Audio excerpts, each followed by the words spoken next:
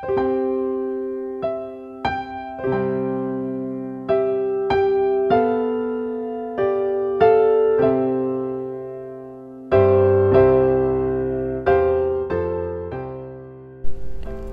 pagi pendengar setia Radio Cakrawala yang diberkati Tuhan.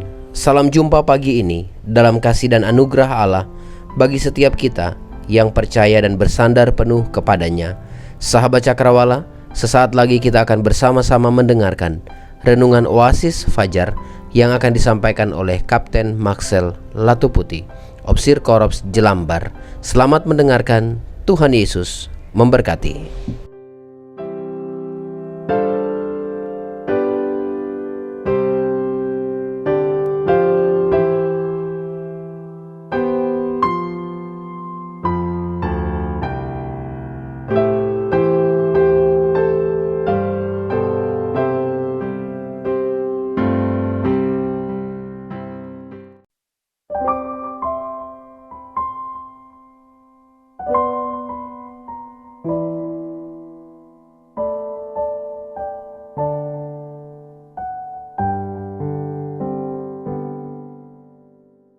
Haleluya.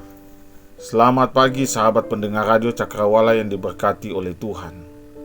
Kembali lagi kita akan mendengarkan pemberitaan firman Tuhan pada saat ini.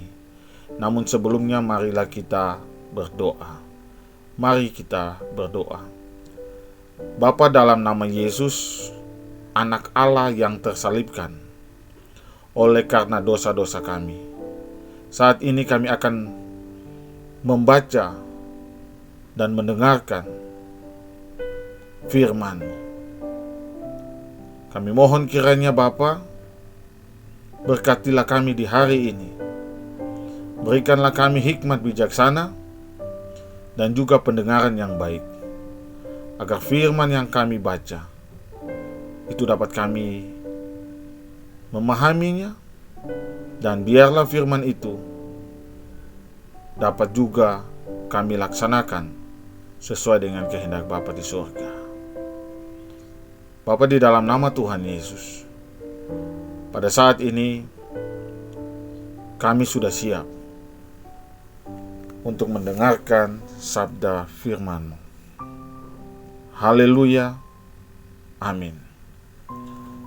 Sahabat pendengar Radio Cakrawala yang diberkati oleh Tuhan, firman Tuhan pada saat ini terdapat di dalam Kitab Injil Yohanes pasal 18 ayat 38a dan juga 38b.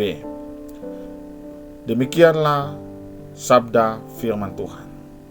Kata Pilatus kepadanya, "Apakah kebenaran itu?" Sesudah mengatakan demikian, keluarlah Pilatus lagi mendapat orang-orang Yahudi dan berkata kepada mereka, "Aku tidak mendapati kesalahan apapun padanya." Sahabat pendengar Radio Cakrawala yang diberkati oleh Tuhan, demikianlah nats pembacaan firman Tuhan pada hari ini. Berbahagialah kepada kita yang sudah membaca dan mendengarkan, tetapi terlebih-lebih lagi yang mau melakukannya dalam setiap kehidupan kita dari hari lepas hari. Gagalnya supremasi hukum merupakan tema perenungan Oasis Fajar pada hari ini. Sahabat Cakrawala yang diberkati oleh Tuhan, Ketua Mahkamah Konstitusi M. Akil Mukhtar pernah mengatakan bahwa supremasi hukum merupakan upaya menegakkan dan menempatkan hukum pada posisi tertinggi. Dengan menempatkan hukum sesuai tempatnya, hukum dapat melindungi seluruh warga masyarakat tanpa ada intervensi oleh dan dari pihak manapun, termasuk oleh penyelenggara negara. Oleh karena itu, supremasi hukum tidak sekedar ditandai tersedianya aturan hukum yang ditetapkan, melainkan harus diiringi kemampuan menegakkan kaidah hukum. Sahabat pendengar Radio Cakrawala yang diberkati Tuhan, Akil pun melanjutkan bahwa supremasi hukum sering dipahami sebagai salah satu esensi demokrasi. karena supremasi hukum mengimplikasikan dua hal, yaitu mencegah terjadinya praktek penyalahgunaan kekuasaan. Selain itu, supremasi hukum memiliki implikasi menjaga masyarakat agar dalam menjalankan hak-haknya tidak terjerumus dalam tindakan di luar batas hukum yang acap kali berujung anarkis.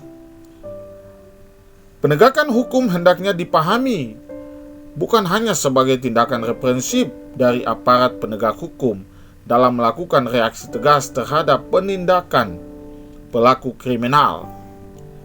Penegakan hukum dalam arti yang lebih luas mencakup segala aktivitas yang bertujuan agar hukum sebagai perangkat kaidah normatif benar-benar ditaati dan sungguh-sungguh dijalankan sebagaimana mestinya. Sahabat pendengar Radio Cakrawala yang diberkati oleh Tuhan, Santo Thomas Aquinas mengatakan bahwa ada 3 macam hukum dalam Perjanjian Lama. Hukum yang pertama menurut Thomas Aquinas yaitu hukum moral. Nah, hukum moral adalah bagian dari hukum kodrati atau hukum yang menjadi kodrat dari manusia.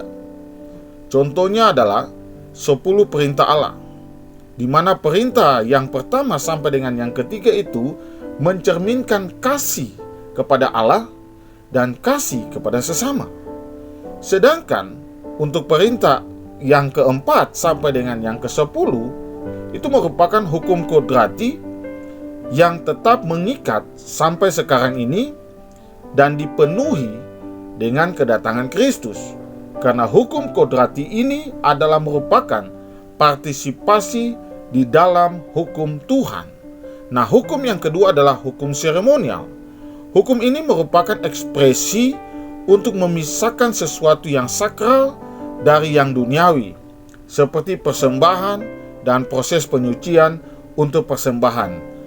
Misalnya soal makanan, pakaian, sikap, dan lain sebagainya. Hukum ini tidak lagi berlaku semenjak kedatangan Yesus Kristus, menurut Aquinas, karena Yesus merupakan persembahan yang sempurna. Sebab Yesus adalah anak domba Allah yang dikurbankan demi menebus dosa-dosa dunia.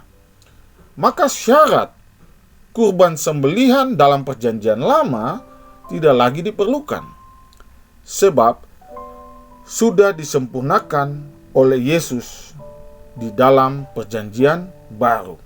Nah, hukum yang ketiga adalah hukum yudisial. Nah, hukum yudisial adalah hukum yang menetapkan soal sanksi, sehingga peraturan dapat dijalankan dengan baik. Hukum ini lebih mengatur antara hubungan dengan sesama, seperti peraturan untuk penguasa dalam memperlakukan orang asing. Contoh daripada hukum yudisial ini adalah kalau mencuri domba, maka yang mencuri harus mengembalikannya 4 kali lipat kepada pemiliknya. Kejadian 22 ayat yang pertama. Kemudian memberikan persembahan persepuluhan. Kita dapat melihat dari Maliaki pasal 3 ayat 6 sampai dengan ayatnya yang ke-12. Setelah kedatangan Yesus Kristus, maka sanksi hukum yudisial ini diserahkan kepada pemerintah. Kalau kita melihat hukum yudisial dan seremonial, maka yang kita dapati adalah kedua hukum ini sebenarnya itu bersumber daripada hukum moral. Nah, sahabat pendengar Radio Cakrawala yang diberkati oleh Tuhan, dari hal ini kita melihat bahwa ketika hukum sanksi diserahkan kepada pemerintah, maka nilai supremasi hukum tidak lagi berjalan sesuai dengan apa yang sudah ditetapkan. Karena hukum tersebut telah melebur menjadi hukum kepentingan. Nah, karena telah menjadi hukum kepentingan, maka Yesus menjadi korban dari yang namanya gagalnya supremasi hukum yang sesungguhnya pada saat itu. Dan ini merupakan produk gagal yang terjadi dan yang terbesar dan yang terfatal sepanjang masa. Kegagalan supremasi hukum yang fatal inilah yang menjadikan semua orang menjadi sadar bahwa Yesus merupakan pribadi yang suci, tidak berdosa. Dia merupakan anak Allah yang berkuasa. Yesus Kristus merupakan karya daripada keselamatan itu. Nah, kenapa saya mengatakan tadi bahwa ini merupakan produk gagalnya supremasi hukum? Kalau kita berbicara awal tadi, kita berbicara soal Yesus menjadi korban. Nah, saya katakan bahwa ini merupakan sebuah produk gagal daripada supremasi hukum sepanjang masa. Kenapa saya mengatakan demikian? Karena sebagai penegak hukum, Pilatus tidak becus dalam menjalankan tugasnya dengan baik. Sehingga hukum yang adalah bagian daripada kelengkapan tertinggi dari negara pada saat itu, akhirnya dilecehkan begitu saja dengan sikap dan tindakan yang sangat anarkis dan juga tidak bermoral.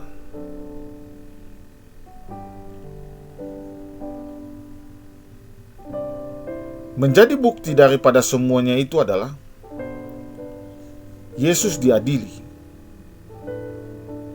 dengan tidak berdasarkan hukum yang berlaku, tetapi berdasarkan hukum kepentingan. Oleh karena adanya desakan daripada orang banyak pada saat itu, mereka menghukum Yesus dengan cara aklamasi. Suara terbanyak mengatakan Yesus berdosa, dia bersalah. Padahal yang kita ketahui, Yesus bukanlah pelanggar hukum, tetapi dialah hukum itu sendiri.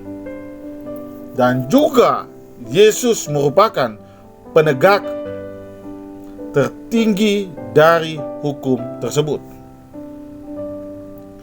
Menjadi pertanyaan buat saya dan saudara pada saat ini adalah, kapan terjadi kehancuran serta gagalnya supremasi hukum itu? Nah, kalau kita bertanya soal hal tersebut, maka saya akan mengatakan bahwa kegagalan supremasi hukum itu terjadi di saat Pilatus mencuci tangan dan menyerahkan persoalan tersebut bagi orang banyak pada saat itu. Sahabat pendengar radio Cakrawala yang diberkati oleh Tuhan,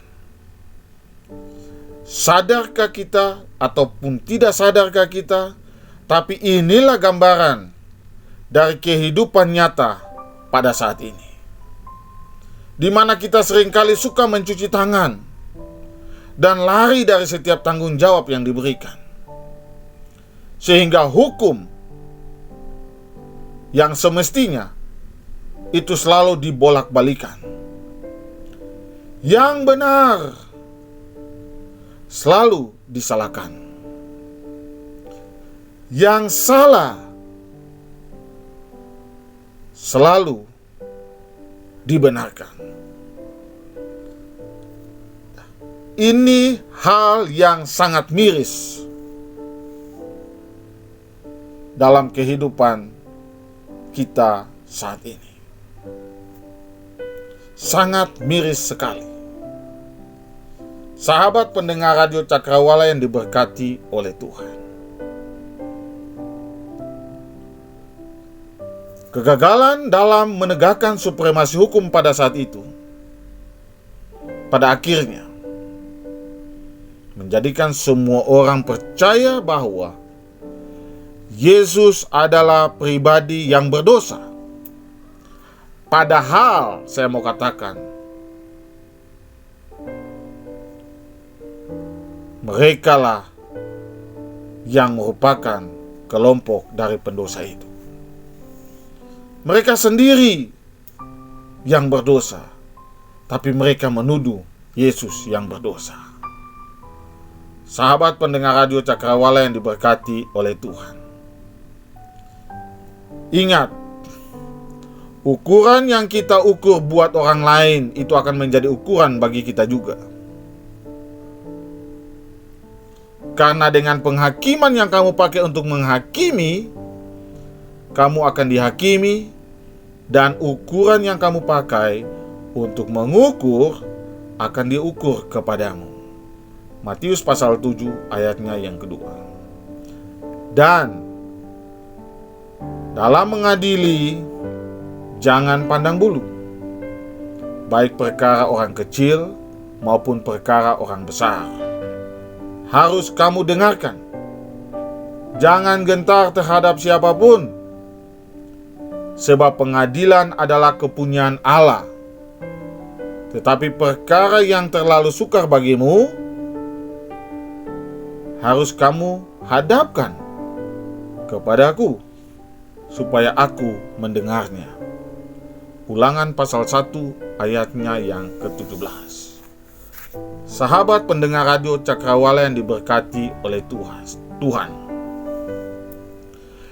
Pilatus dalam konteks saat itu, kita melihat bahwa dia tidak menyerahkan persoalan yang besar itu kepada Allah. Tetapi dia menyerahkan persoalan yang besar itu kepada manusia atau orang banyak pada saat itu, di mana yang di dalamnya ada juga para ahli Taurat. Mereka-mereka yang merupakan orang-orang yang begitu paham tentang firman Allah. Tapi mereka berbalik arah dan menjadi pribadi yang merusak segala keadaan. Boleh dikatakan mereka lah provokator dari proses penyaliban Yesus itu, di mana mereka men-setting semua keadaan itu sehingga terjadi sebuah proses penghakiman yang mana pada akhirnya nilai-nilai tertinggi daripada hukum itu hancur lebur, luntur tak berbekas. Sahabat pendengar Radio Cakrawala yang diberkati oleh Tuhan. Akhirnya, dari perenungan ini, pada saat ini saya ingin menegaskan kepada kita sekalian bahwa peristiwa lunturnya supremasi hukum dan gagalnya Pilatus sebagai bagian dari kelengkapan alat negara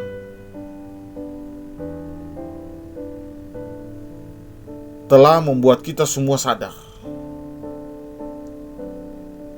bahwa yang pertama, hukum itu harus ditaati.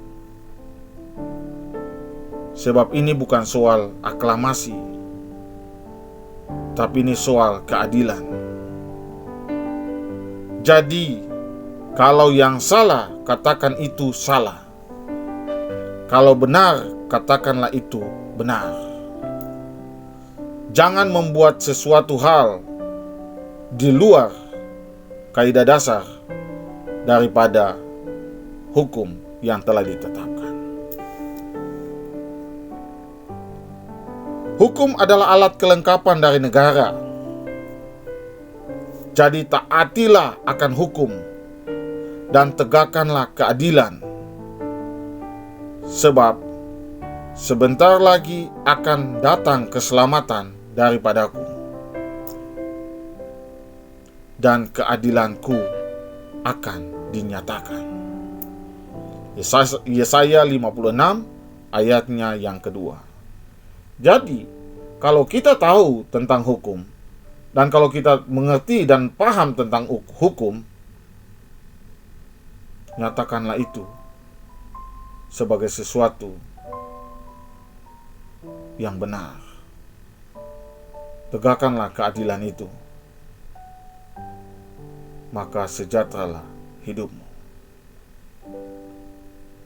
Jangan pernah lari dari sebuah masalah dan juga kenyataan hidup. Sebab sudah pasti kehidupanmu akan semakin bermasalah kalau kita lari dari masalah. Ingat, masalah itu adalah berkat. Kita melihat bahwa penderitaan Yesus, disalibkan, mati dan bangkit,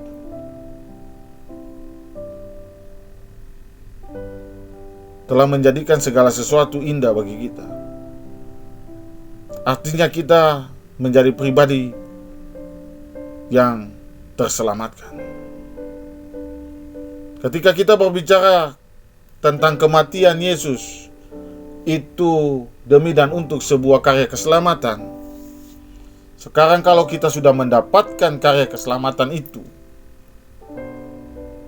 jagalah karya keselamatan itu dengan sebaik-baiknya, supaya jangan dikuasai oleh dunia yang penuh kegelapan. Dan biarlah keselamatan itu menjadi bagian dan juga menjadi milik dari semua orang. Akhirnya, saya mau katakan, jadilah surat Kristus yang mudah untuk dibaca, dan jadilah penegak hukum yang setia dan juga adil. Karena keadilanmu, sejahteralah kehidupanmu. Sahabat pendengar Radio Cakrawala yang diberkati oleh Tuhan, untuk mengaminkan pemberitaan firman Tuhan pada saat ini,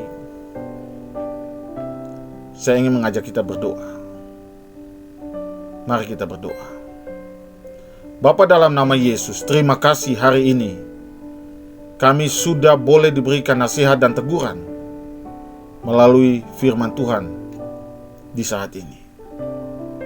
Bapa yang baik, dari setiap nasihat dan teguran ini, ajarlah kami untuk senantiasa menjadi pribadi yang semakin baik, agar dalam setiap kehidupan kami dapat menjadi berkat dan juga dapat membagikan karya keselamatan yang cuma-cuma itu bagi orang lain dimanapun kami berada. Bapa, di dalam nama Tuhan Yesus, pada saat ini kami juga mohon, bimbinglah kami, arahkanlah kehidupan kami, supaya kami yang sudah mendengarkan pemberitaan firman Tuhan pada hari ini dapat menjadi pribadi yang selalu hidup dalam kehidupan yang berkeadilan dimanapun kami berada. Dalam nama Tuhan Yesus Anak Allah yang hidup, saat ini kami sudah berdoa. Amin. Amin.